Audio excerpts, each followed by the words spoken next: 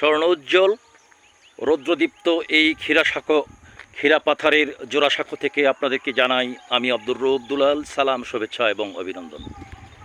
বন্ধুরা, আজকে এই মুহূর্তে আমি অবস্থান করছি পাঁচবিবির পূর্ব পার্শ্বে একেবারে পাথরঘাটার কোল ঘেঁষে সেই ক্ষীরা পাথারের জোড়াসাঁকো ব্রিজ থেকে। এই ক্ষীরা পাথারের জোড়াসাঁকো থেকে আপনাদেরকে কিছু বিকেলের সেই স্নিগ্ধতায় ভরা একটি প্রাকৃতিক দৃশ্য উপহার দেওয়ার জন্য দাঁড়িয়ে গেছি। বন্ধুরা, কথা দিয়েছিলাম চলন্ত পথে যেখানেই যাব প্রত্যেকটি সুন্দর এবং শৈল্পিক কিছু দেখানোর চেষ্টা করব। সেই প্রতিশ্রুতির ধারাবাহিকতায় আজকে এসেছি ক্ষীরা পাথারে। জানলাম এই পাথরটির নাম ক্ষীরা পাথার। এই ক্ষীরা পাথারের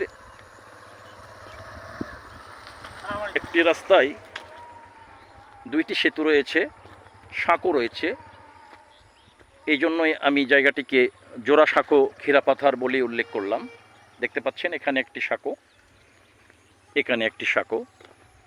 সেই জোড়াসাঁকোর এই পরিবেশটা একটি শৈল্পিক নিদর্শন ধারণ করে রয়েছে। সেই শৈল্পিক নিদর্শনের ছোঁয়ায় দাঁড়িয়ে গেলাম আপনাদেরকে এই ক্ষীরা পাথারের এই জোড়াসাঁকোর সৌন্দর্যমণ্ডিত কিছু দৃশ্য ধারণ করে আপনাদেরকে উপহার দেওয়ার জন্য। বন্ধুরা, দেখতে পাচ্ছেন এখানে ছোট্ট একটি নদী প্রবাহিত হয়েছে। নদীর কোল ঘেঁষে রয়েছে সুন্দর একটি বৃক্ষ, অনেক পুরাতন। দেখতেই বুঝতে পারছেন যে এই গাছটি বেশ পুরাতন। যদিও পুরাতন, কিন্তু সবুজের কচি পাতায় গাছটি সুশোভিত। পাখিরা বসে রয়েছে ডালে, নিচে প্রবাহিত হয়েছে সুন্দর ছোট্ট ক্যানেল, যা সব কিছু মিলিয়েই একটি ছবির মতো পরিবেশ।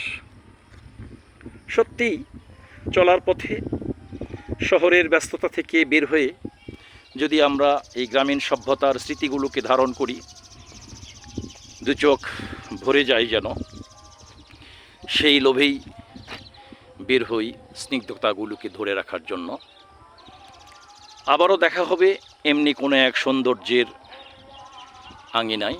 আজকে পর্যন্তই। সকলকে সালাম, শুভেচ্ছা এবং অভিনন্দন। আসসালামু আলাইকুম।